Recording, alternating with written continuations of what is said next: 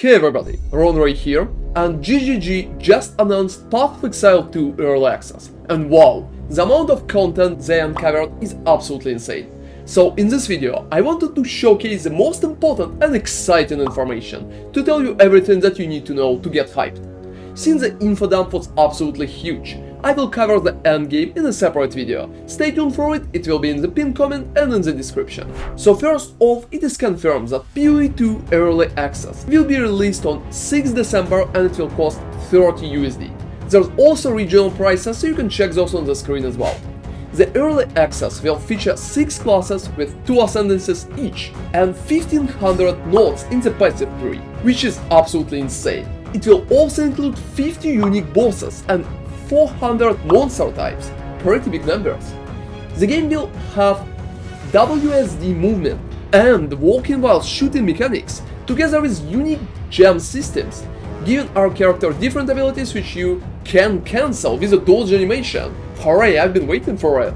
Skill gems have changed too. You don't need links and items anymore, and you will also get uncut skill gems, which opens a menu with all skills available in the game and you can select any of those.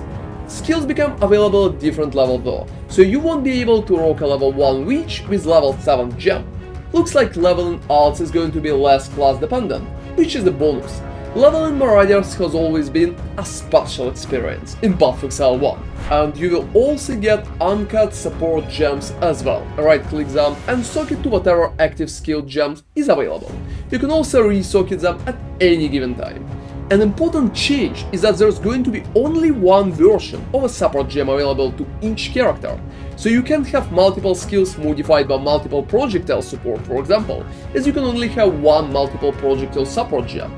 There's also recommendations now, and hopefully they will help newer players to get into the game. You will also apply Juveler Orbs directly to the skill now, to increase the number of supports it can have, instead of doing that with an item. The skill can have up to 5 supports linked to it in the same fashion as Path of Exile 1 been doing it. Block mechanics also works differently now. You need to actually raise your shield to block frontal attacks. You can also block spell with it, and if you get hit, stamina is consumed, so you can't block indefinitely. You will also be able to use shield-based abilities such as shield charge, and while you use them you will block frontal attacks automatically, which is pretty nice. Unblockable attacks are also a thing now, so even a Great Shield Warrior will actually need to dodge, at least from time to time. It's interesting how many unblockable attacks are going to be present in the game.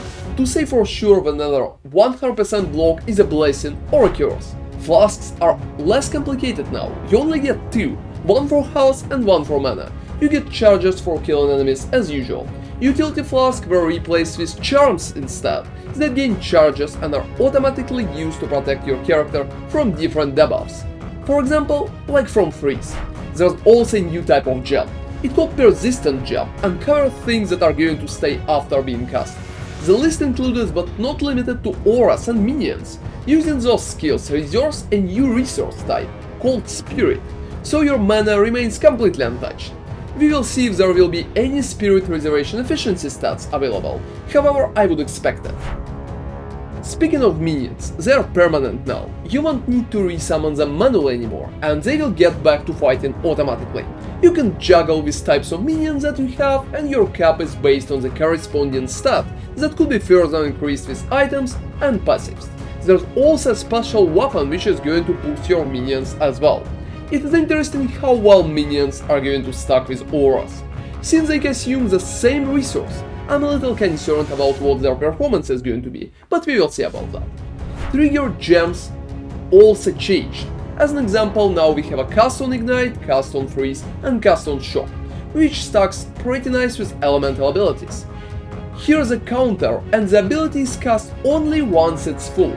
So it looks like, unlike the typical PoE one, cast on crit or cast on stun gems, the uptime of the abilities cast automatically will be not as high, so it will be harder to create an auto-bomber. Or perhaps there will be ways to increase how much each Ignite contributes to the counter, but it's too soon to say for now. Passive 3 underwent some changes too. The most important thing is that now you can change what kind of stats small nodes will give you, choosing between intelligence, dexterity and strength. This way reaching the required stats should be significantly easier now. Respecing is done with gold, and you can respec smaller passive at any time for half the price. Small passives notable in Keystones are largely unchanged in the way they work. With this, we can wield 200 weapons in one hand now, and well, it sounds like a huge buff. You will also get specialization points. You can swap between specialization based on the weapon set that you use. If you decide to only use one set, you will receive them as some extra points to spend. You get specialization points from doing optional objectives during the campaign, for example killing optional bosses. Some crafting orbs are back and they will be much more common during the campaign. GGG want us to use transmutation and exalts more often to add modifiers to our items, and I think it's a good thing overall. To get fragments instead of selling items, now we will need to disenchant them. When you sell, you will just receive gold and not currency fragments, but when you will disenchant, you will be able to get some orb fragments instead. Sockets are used to insert runes that grant extra mods for the items. You can add more sockets by using artificial orbs, and the maximum number of sockets is limited. Body armor and two-handed weapons can have up to 2 sockets, for example, which can be expanded to 3 if you hit a proper corruption with a Vaal orb. And the rest of the items could only have 1 socket, which could be raised to 2 with the same corruption. Market and trading systems pretty much remain the same. The only resource that is account bound is gold, and you can trade everything else. Gold is also going to be one of the main resources going forward. You will spend it for both Respec Passives and trade at the market. Items in Path of Exile 2 can still be normal, magic and rare, and can have up to 6 modifiers at the same time, plus enhancement. They also could be corrupted via Vaal, which is now significantly more rare and especially worth, and get various benefits from it, such as enhancement or additional sockets, which can even exceed maximum amount. There's also unique items, and those can provide a lot of additional bonuses, so I think I will be able to showcase some of them in the separate video. Unique items now can also have sockets, making them even more powerful. Those sockets could be added with a lucky corruption. However, corruption can still destroy items, so it's a very risky approach.